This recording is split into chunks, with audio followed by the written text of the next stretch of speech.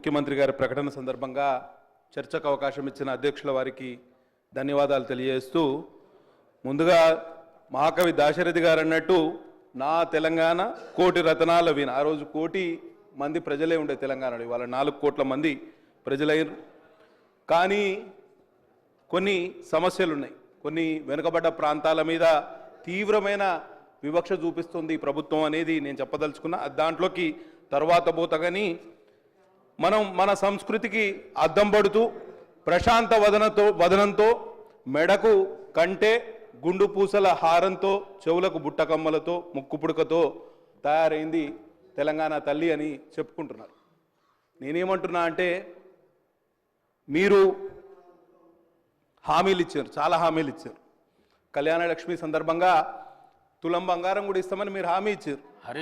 ఒకవేళ మీరు అంటే నేను ఎందుకు చెప్తున్నా అంటే, సరే ఓకే ఓకే మీకు అది ఇష్టం లేదు, ఓకే పక్కన పెడతా, వేరే విషయం మాట్లాడదాం, పక్కన పెడదాం.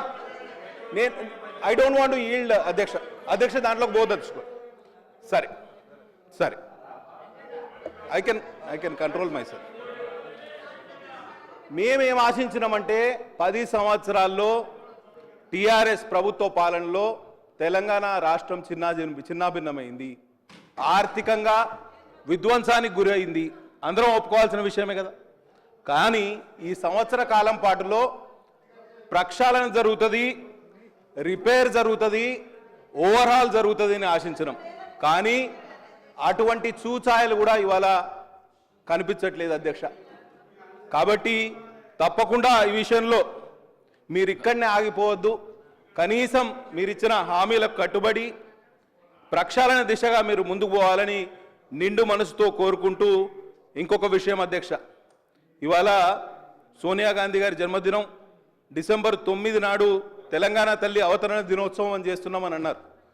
మా కమ్యూనిస్టు సోదరులు చెప్పారు సెప్టెంబర్ 17 నాడు తెలంగాణ విమోచనం జరిగింది. మరి ఆ రోజు ఎందుకు మనం చేసుకుంటలేము? ఎందుకు కొన్ని శక్తులు మిమ్మల్ని అడ్డుకుంటున్నాయా ఏంటిది అనేది మీరు ఆలోచన చేయాలి. పెద్ద ఎత్తున నిజాం ప్రభుత్వాన్ని మెడలు వంచి మీ నల్లగొండ జిల్లా నుంచే మొదలైంది ఉద్యమం, సాయుధ రైతాంగ పోరాటం. కాబట్టి వారికి సంఘీభావంగా సెప్టెంబర్ 17ను తెలంగాణ విమోచన దినంగా అధికారికంగా జరపాల్సిందిగా ప్రభుత్వం వారికి విజ్ఞప్తి చేస్తూ, నేను చెప్పేది ఒక్కటే నిమిషంలో ముగిస్తా అధ్యక్ష. గతంలో భారత మాతను సృష్టించిన కళాకారులు పశ్చిమ బెంగాల్కి చెందిన వారు ఉండే. ఫస్ట్ భారత మాతను తయారు చేసింది పశ్చిమ బెంగాల్కి చెందిన కళాకారులు. ఆ రోజు భారత మాతకు కిరీటం లేకుండే, భారత మాతకు కంటె లేకుండే, గొలుసులు లేకుండే. ఆమె చేతిలో ఒక జపమాల ఉండే, ఇంకో చేతిలో కలశం ఉండే. తర్వాత నెహ్రూ గారి ఆధ్వర్యంలో తర్వాత పెద్ద ఎత్తున కాంగ్రెస్ పార్టీ యొక్క ఈ ప్లీనరీ సమావేశాల్లో కొత్త భారతమాత కొత్త విగ్రహానికి వారు రూపకల్పన చేసినారు. ఆ విగ్రహానికి కిరీటం ఉన్నది, తర్వాత హారాలు ఉన్నాయి, కంఠహారాలు ఉన్నాయి, ఒక త్రివర్ణ జెండా కూడా చేతిలో ఉండే. కాబట్టి ఆ విధంగా నడిచింది. అప్పుడేమో ఆ విధంగా ఆలోచన చేస్తే ఇప్పుడేమో మనం ఉల్టా ఆలోచన చేస్తాను. తెలంగాణ ఇవాళ టీఎస్ నుంచి టీజీకి మార్చిండ్రు అధ్యక్ష.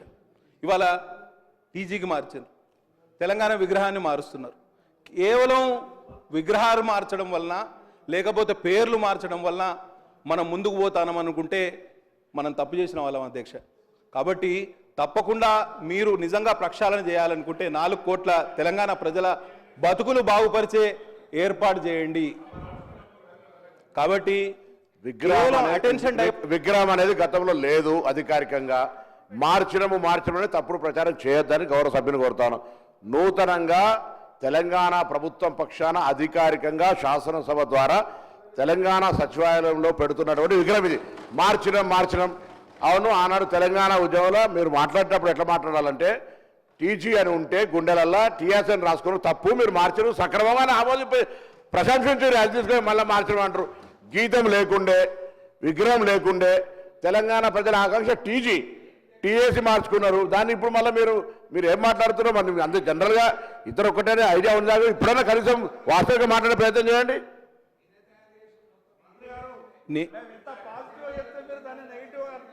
మిమ్మల్ని అప్రిషియేట్ చేస్తున్నాం. కేవలం ఒక సంవత్సర కాలం పాటులో మీరు చేసిన తప్పొప్పులను సరి చేసుకోకపోగా ప్రజలకు మీరు విషయాలను గౌరవ మంత్రివర్యులు శ్రీ దామోదర్ రాజనరసింహ గారు. సార్ ఒకటే నిమిషం కన్క్లూడ్ చేస్తా.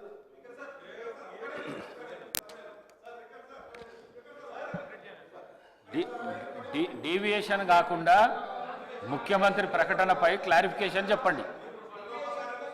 డీవియేషన్ అన్నారు, నేను ఒప్పుకున్నా, నేను ఒప్పుకున్నా, డీవియేషన్ కాలేదు. నేను గ్రౌండ్ రియాలిటీ నుంచి రెండు విషయాలు చెప్పదలుచుకున్నా. 4 కోట్ల తెలంగాణ ప్రజలు ఇవాళ సంవత్సర కాలం కాంగ్రెస్ ప్రభుత్వం ఏర్పాటైనాక తీవ్ర నిరాశ నిస్పృహల్లో ఉన్నారు అధ్యక్ష. చాలా ఇబ్బందుల్లో ఉన్నారు. వారిని ఆదుకునే ప్రయత్నం మనం తప్పకుండా చేయాలి. సరే, తెలంగాణ తల్లి ఆవిష్కరణకు మమ్మల్ని పిలిచిండ్రు. తెలంగాణ తల్లి రూపకల్పనలో కూడా ఉత్తమ్ కుమార్ రెడ్డి గారు ఇదే సభలో ఉన్నారు.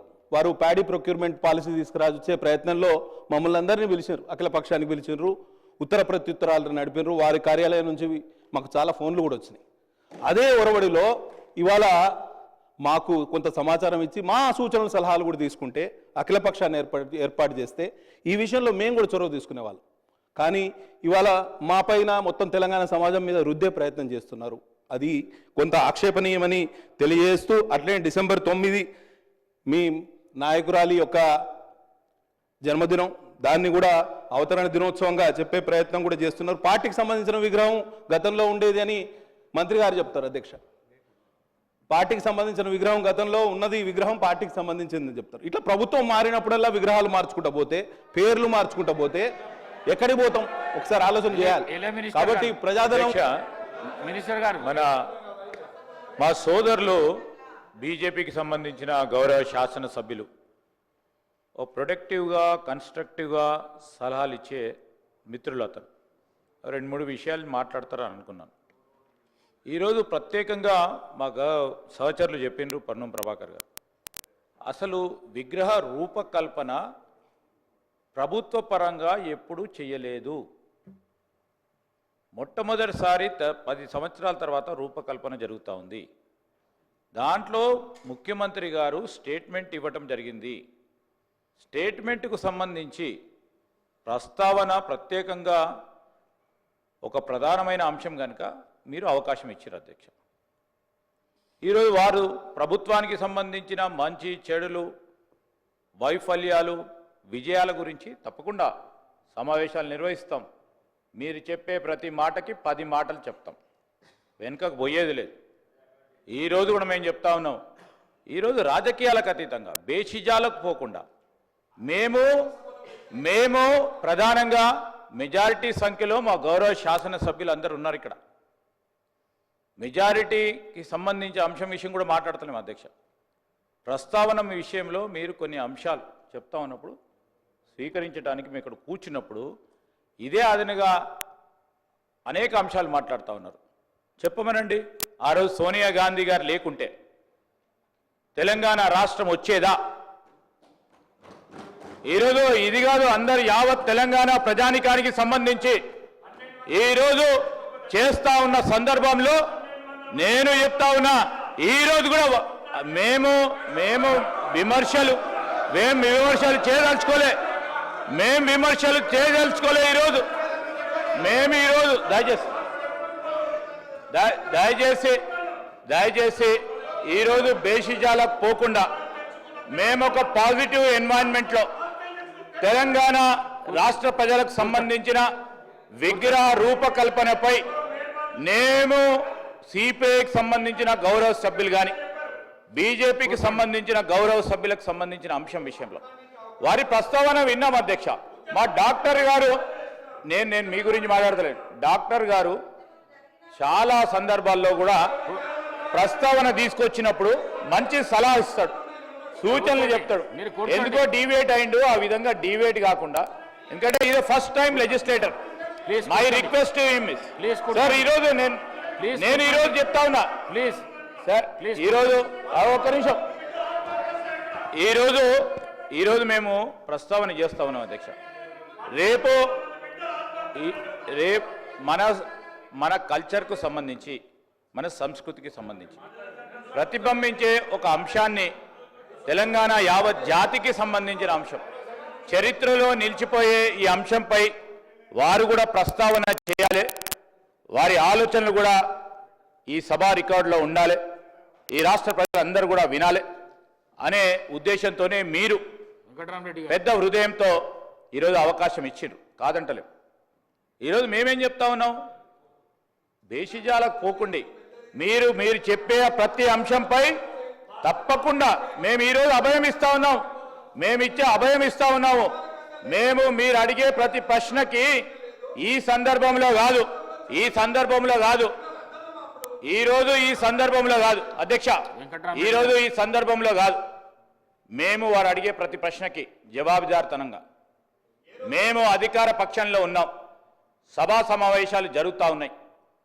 వారు వేసే ప్రశ్నకు కానీ షార్ట్ నోటీస్ ద్వారా కానీ షార్ట్ డిస్కషన్ ద్వారా కానీ ఇతర రూపంలో వస్తే మా సహచర మంత్రివర్గ సోదరులతో పాటు మేము ఖచ్చితంగా కూడా సమాధానం చెప్పడం జరుగుతుంది. ఓపికతో ఉండండి అని కోరుతా ఉన్నాం.